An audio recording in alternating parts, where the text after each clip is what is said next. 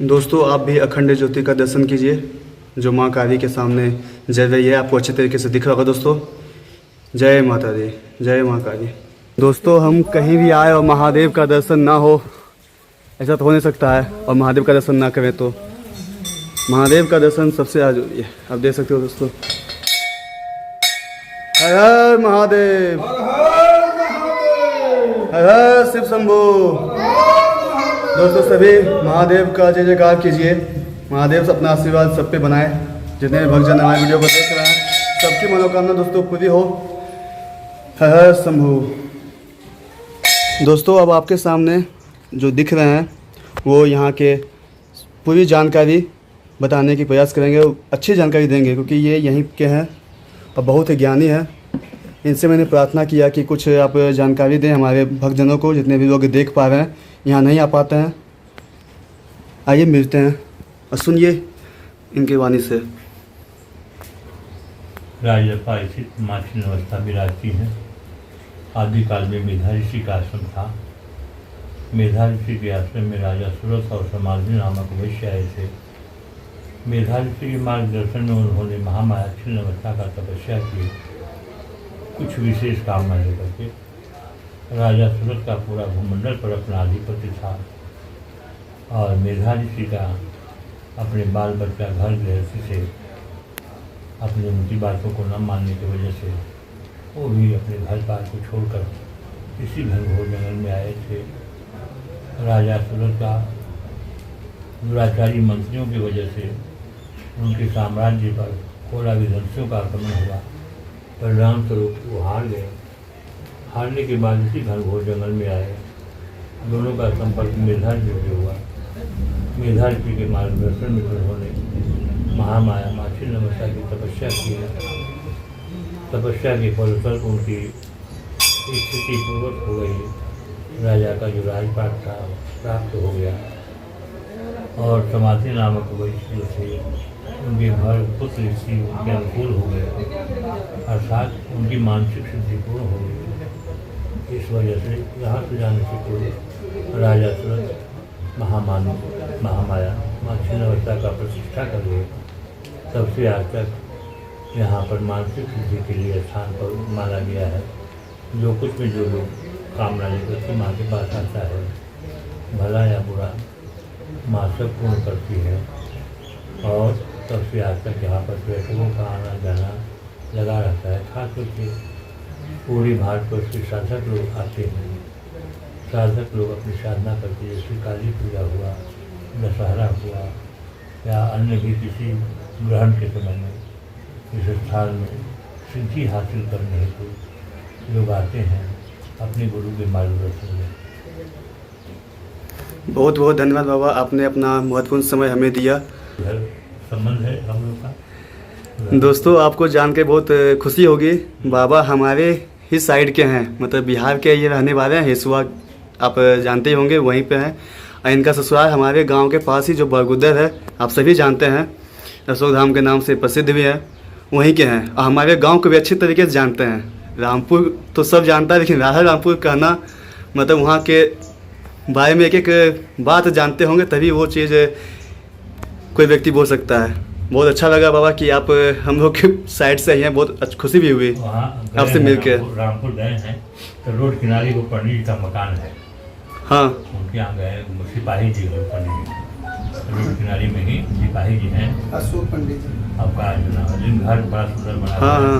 संयोग से हम उनके घर में पहुँचे थे तो, लेकिन उनका वो तो अपने नहीं थे, लेकिन उनका बाल बच्चा इतना अच्छा स्वागत किया, हम बहुत खुश हैं। और वो अपने घर से कुछ खिला कर ही हमको भेजा, जो सब याद है। इसलिए राधा राम तो हम पार रहेगा। अच्छा नहीं गए उस गाँव में, लेकिन हमको बहुत अच्छा स्वागत किया। वो लड़का घर में लड़के था, नहीं गाँव होगा ठीक है। कोई अगर बाहर से अगर होता है ना कि कुछ असामाजिक तत्व के लोग आ करके यदि अति करते हैं ना। वहाँ से गए थे सुरगढ़ा से लौट रहे थे, तो इसी क्रम में हम सोचे व्यवसाय रामपुर में घुस लें, क्योंकि सिपाही जी का नाम हम जानते थे। तो सिपाही जी के माध्यम के खोजते खोजते उनके यहाँ गए तो उनके यहाँ जो परिवार थे, इन्हें समझे कि कोई परदेशी कैसा है क्या है, वो अपना ही समझ करके स्वागत जो चाहिए किए। आज सब भरे पूरे हैं सर। सब भूले पूरे हैं, अच्छे हाँ, से। उनका दोनों बच्चा का हो गया सर्विस। हाँ, तो इसी क्रम में वो सभी तो विचार भी तो अच्छा देखे हम ना, आज उनका नाम ले रहे हैं ना, हाँ, उन्हीं के नाम पर हम उनके गांव से आए, उनके यहाँ कुछ खा के आए, एक गिलास पानी पी करके आए, ऐसे तो नहीं आने दिया हम। नहीं बाबा। है पहले तो हम ऐसे वहाँ से आ ही रहे थे, जी बाबा। लेकिन ये भगवान का माँ की कृपा है कि बोला कि नहीं कुछ खा करके ही जाइए, निवेदन किया, हम स्वीकार किया, पैसा करके आ गए। सुखी सब लोग है। हाँ सब लोग। बहुत बहुत धन्यवाद बाबा, आपसे मिलकर बहुत अच्छा लगा। अब तो और ज़्यादा भी अच्छा लग रहा है कि आप हमारे साइड से हैं, बहुत खुशी होती है। दोस्तों, आपने सुना बाबा के वाणी से ही हमारे गांव के बारे में, हमारे राज्य के बारे में, हमारे डिस्ट्रिक्ट के बारे में। बाबा यहाँ पे 50 वर्षों से यहाँ पे हैं और यहीं पे अपना सब पूरे जीवन माँ के दे चुके हैं माँ के चरणों में। निपटने की कोशिश करनी चाहिए, पूरा कामों में थोड़ा अलग दिखाना चाहिए और सम्मान की ओर चलने के लिए अपने को सही राह चुनकर आगे बढ़ना चाहिए। मानव जीवन सफल होता है और मानवोचित कर्मों को जो करते हुए धर्मोपार्जन जो करता है और जीवकोपार्जन के लिए जो अर्थ की व्यवस्था करता है, जो कमाई करता है, जो सात्विक ढंग से जो करता है, उनका अर्थ विशेष कामयाब होते हैं। और जो खराब कर्म करके जो धन उपार्जन करता है वो धन शीघ्र बर्बाद हो जाता है और वो उपयोग के लायक नहीं रखते हैं। इसलिए मनुष्य को चाहिए अपने हर बातों को हर पल अपने को सावधान रखते हुए सही ढंग से जीवन यापन करना और गलत विचारों से बचना, सही विचारों को लेकर के आगे बढ़ना। उनकी जीवन में निश्चित रूप से अच्छी सफलता मिलती है और जो चाहेगा सब कुछ प्राप्ति होती है। धन्यवाद बाबा, बहुत ही अच्छा लगा आपको सुन के। जैसे आप लोग जवान हैं, जवानी की बात को नियंत्रण करो। कहा गया यौवनम धन संपत्ति प्रभुतम विवेकिता एक मपी अनर्थाय किमुय चतुष्टयम। जवानी, धन संपत्ति, प्रभुता, विवेक, ये चारों में एक भी किसी को होता है तो अर्थ के अनर्थ कर देता है। और जो इन चारों को नियंत्रण कर अपना जीवन यापन करता है, संसार में सुखी होता है, उनका नाम रोशन होता है और संसारवासी उनसे सुख अनुभव करते हैं। ठीक है जी बाबा, बहुत बहुत धन्यवाद बाबा। आपसे एक बात पूछना है कि आप मेरे गांव अपना कुछ जो अभी तक का जो अथी किए हैं, जिसे अभी आप हमको समझाए एक सही रास्ते पे चलने के लिए। कथावाचक अभी बहुत आते हैं, सबों को ज़्यादा से ज़्यादा पैसे की आवश्यकता होती है, ताम झाम। और जब मैं आया तो उसी समय समझ गया कि एक जो होते हैं ना, मतलब जिनके अंदर बहुत ज़्यादा ज्ञान होता है वो शालीन होते हैं। जो अभी आप बोले